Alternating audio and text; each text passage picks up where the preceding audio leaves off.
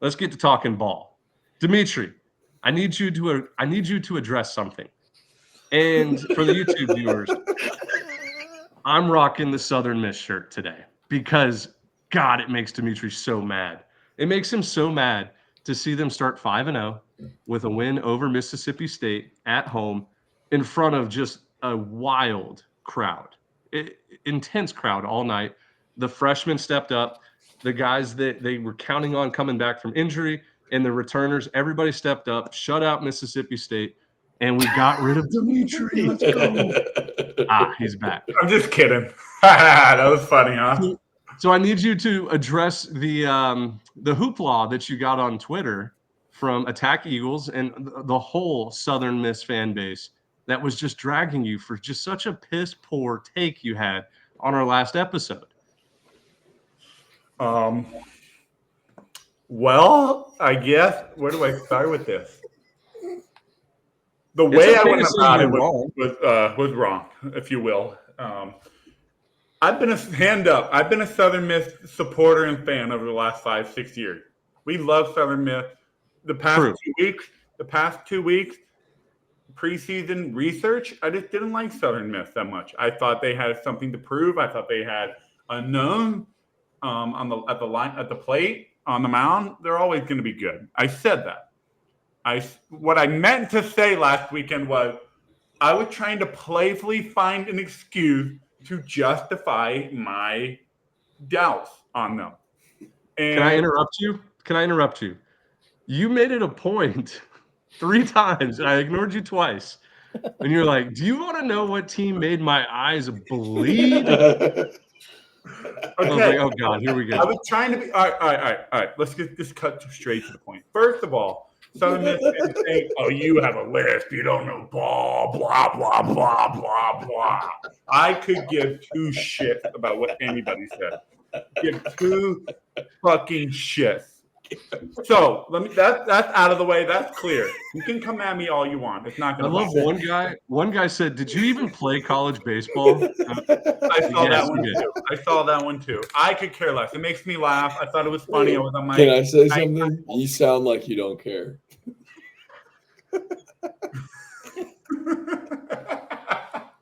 Anyway, the point is, Southern Miss, great weekend. I tried to playfully find a way to justify my doubts on them. They played an unbelievable game against Southern Miss. Pitching carried them that game. I would think it was score was 3-0, 4-0, or something like that. Really unbelievable job, and I'm not surprised. Let's see how this season plays out. Let's see how this offense plays out over the next couple of weeks. They've got Louisiana Tech coming to town this weekend. They've got some big games coming up. I'm a Southern Miss guy. I like Southern Miss. I was just doubting them at the plate. And I picked the wrong fucking series and the wrong time to justify that. That's what happened. Clip this shit if you want to, too. Say whatever you want to me. That's fine. But that's the reality of it. Southern Miss, I don't know ball. Clip that, too. He doesn't care. Jack, he doesn't care, dude. I don't think so either. All right. Well, I'm glad we got that off the chest. We'll do a quick. Time out. One more thing. Ben, you're such a loser for wearing this shirt.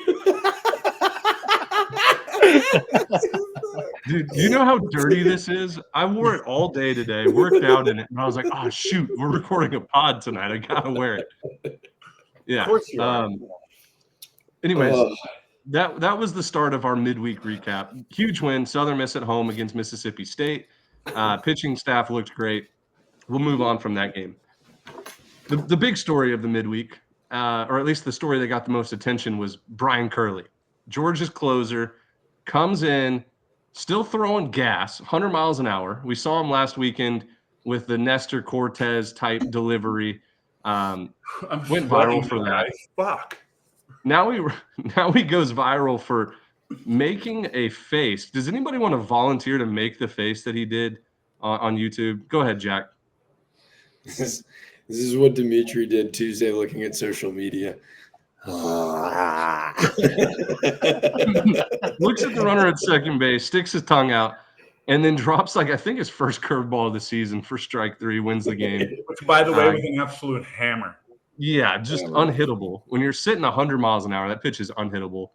And Georgia with a huge comeback win against Kennesaw. Props to Kennesaw for actually televising the game. They were playing at an NAIA school down the road, and the production crew was at the football stadium, and then like I don't know, there was people all over the place, but they made it work, and it was a good watch. Kennesaw had all the momentum, and then who was it? Slade Alford hit the home run, kind of shifted the tide there, and then Georgia takes the lead and doesn't give it up. So don't forget to mention too that Wes Johnson got yossed too. Oh yeah, Perp walked his ass out of there. They perp walked his ass out of there. He got perp walked out of the stadium. Yeah, and by the way, fun fact about that field: I played Bryce Harper in the San Diego show there. We lost 1-0. Lucas Giolito was on that team. Cody Poteet was on. I think there was 9 big leaguers on that team when we were 17 years old. Pretty cool. And you shut them down, right? No, we lost 1-0. Ah, well, so you could have lied there. Yeah, I gave you the perfect opportunity to lie. We beat I don't lie. Southern Miss fans, you see, great. I don't lie. I say shit with my fucking chest. Yeah. No, guys, stop. He doesn't care. He does not care. Stop.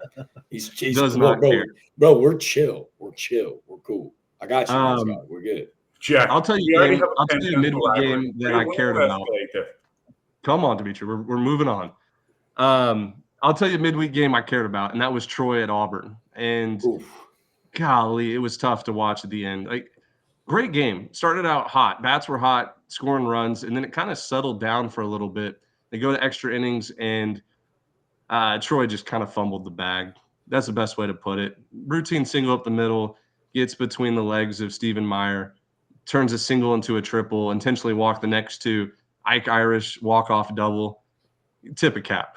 I think if that game was at Troy and they had the home crowd momentum and stuff, Troy probably wins that game. But Auburn was coming off a loss to Holy Cross opening weekend and didn't play their best baseball. So that was almost a must-win game just for team morale standpoint. And technically, Auburn upset Troy because Troy was ranked, Auburn wasn't. And I don't know. It was a good watch, though. I ended up watching probably 6 or 8 innings of that. It was a good game. Great game. They were a lot of emotion, a lot of back and forth. Auburn Stadium was sick, guys. I know it's been said on social media, but that place is sick now. Like, very cool. The renovations really good renovations for Auburn, and I think this is just the beginning of the SEC arms race of stadiums. Even stadium, I think, isn't Duty Noble getting renovations again? I thought I saw that they're adding something to Duty Noble here like next year. I didn't know about Mississippi State, but I mean, you got Tennessee, you got Vanderbilt, you have Georgia just got their new field. They're breaking it in Friday, home opener. Texas A&M. Kennesaw State renovations. Come on, guys. That's good. It's a good time for college baseball. Stadiums, money being poured into stadiums. It's good. Brody Donay, just another freak. Jack was talking about him all last year, just about the size and just physicality of him. He goes and hits his 4th homer in 4 games. And I made a player comp, and people kind of liked it. So he looked a lot like Chris Bryant in the box. And there were more people agreeing than disagreeing. I like the new nickname, the Mr. I'm just going to take up the entire batter's box. Donay. Yeah, Brody taking up the whole MF batter's box Donay. He's bigger than Chris Bryant. Like, I think, they player comp because the swing looks really similar, where like they're so dang big and strong where they don't even have to use their lower half. Is very comparable. He's for sure bigger than. I thought Chris Bryant's like 6'5". No, Chris Bryant is like 6'4", 220. I'd be willing to venture Donay is like 6'6", 255. Donay is crazy looking. Yeah. First day Bryant's of live also DP, Brian got pegged by a live at bat. So I saw that first day back injury. Chris Bryant is 6'5", 230, guys. What are we talking about? But how big is Donay? I'll tell you this. This might be politically incorrect. Chris Bryant's a little girly. Like, you know what I mean? Like, Brody Donay is like a real strong man. He's a man. Chris Bryant's a little girly. To me, at least. What do you mean, girly? Like, he paints his fingernail? Like, what do you mean? I don't know. Maybe girly's not the right word. A little soft. Is he a little soft? All right. I don't know where that's coming from, but okay. Do you see him breaking up a double play at second base, or do you see him peeling off? I don't know. He's got a ring, so. That's true. Got a ring. He's got a golden spike. I don't think a ring has anything to do with masculinity. Donet's a catcher is what he's trying to say. He's gritty. He's the kind of guy that I want to go to the bar fight. Oh, he's really masculine then. Let me ask you this: who would you rather get in a bar fight? Who would you rather have your back in a bar fight, Brody Donet or Chris Bryant? I don't know shit about Dimitri, Brody you Donet, looked up. All right, we need to move on. I'm getting myself into a big hole here. Chris Bryant, if you're listening, thanks for coming back to the show. You don't know ball. Always great to have you as a listener. I apologize. You don't know ball. I do know that UTRGV put up an 11-run inning with no cameras in the stadium. I had to double check and text somebody that I knew that was at the game and asked if the score bug was wrong. I said, there's no way UTRGV scored 11 on Dallas Baptist in the top of the ninth to win it. And they said, yeah, they're still hitting. That's unbelievable. There was only like 3 walks. It was all hits. Yep. There was like 9 walks in that inning, I believe. Oh, was it 9? That's crazy. Yeah, I thought I saw 9 somewhere. It might have been Peter Flaherty that tweeted it out. I can't remember. Hey, shout out to UNC Greensboro. Keep scheduling Wake Forest, man. Keep scheduling those boys. I'm going to take a bow. I called it. I said, listen, this game happens frequently. UNCG either gets blown out by 20 or they win the game. Nothing in between. And it was 4-0. And those ballparks are so different from each other. UNCG's ballpark is 345 down the lines and 410 to center. And Wake Forest plays in a much smaller field. I didn't watch enough of the game to see if there were deep flyouts from Wake Forest, but I almost have to assume that they probably just missed a couple homers. And UNCG plays well at home. So good win. I would be surprised if Wake Forest schedules that game next year. You can't lose 3 in a row. Just yank it off the schedule. Ben, I'll tell you another mid-major one that you kind of, I think, pinned earlier in the week. That was kind of a fun, frisky one. A team with a lot of turnover, and then obviously a team with all the turnover.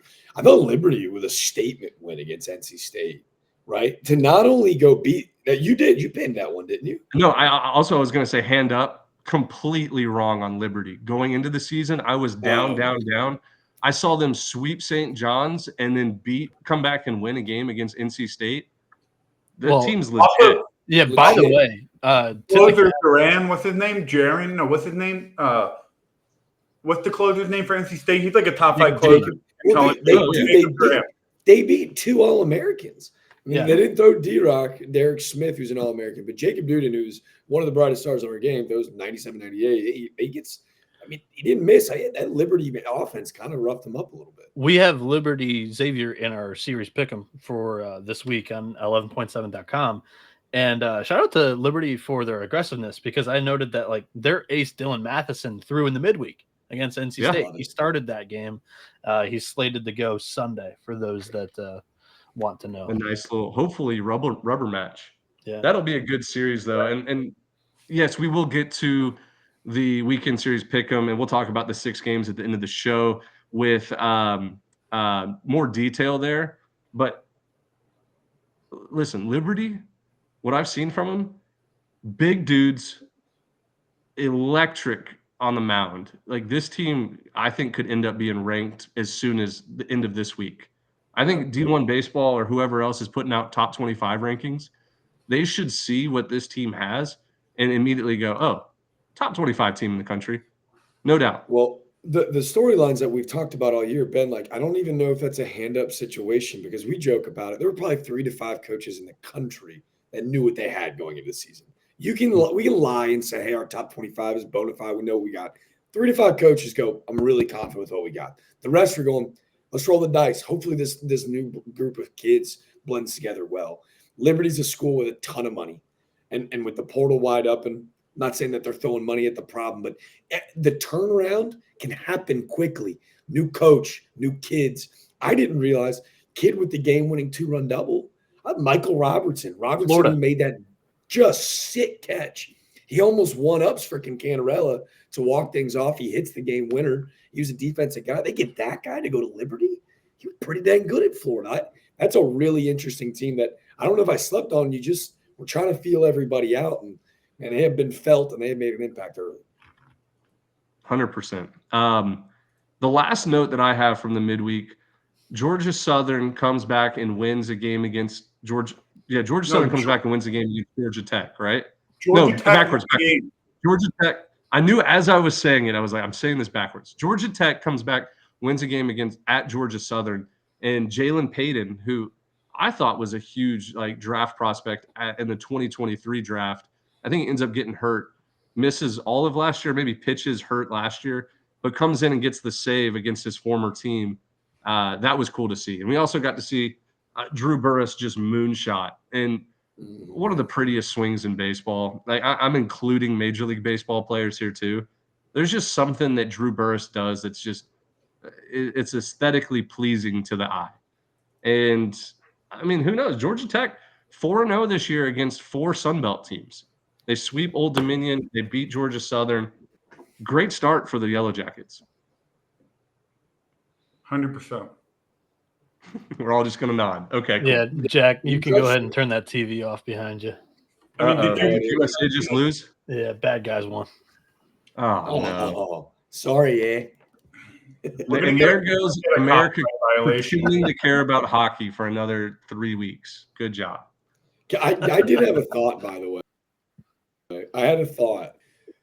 If we want to grow the sport of college baseball, right, and obviously UC is going, and I'm 99% sure that the only reason people watched hockey tonight was because there were 3 fights in the first 9 seconds.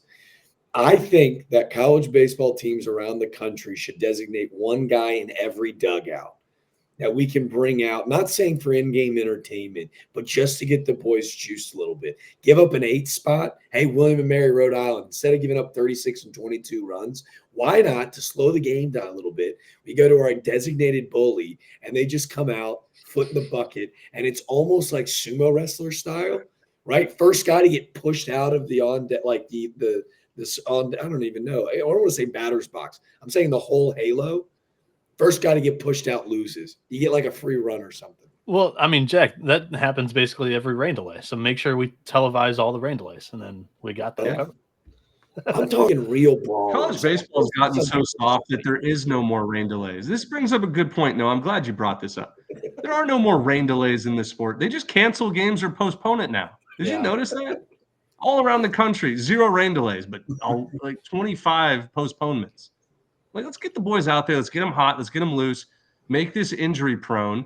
And let's play the first 3 innings in pissing down rain. And then let's call the game. I mean, Michigan and Louisville played in a blizzard 2 years ago. Yeah. Not my college baseball. We're getting too soft. Let's play in some rain delays now. Do you remember Lane Burroughs? Hey, Lane Burroughs should be the lead spokesman. He knows all about bullshit rain delay. Cough, cough, cough, cough. Oxford, Mississippi. Oh, yeah. That was last year, right? 2 years ago. Do you guys have anything else from the midweeks before we move on?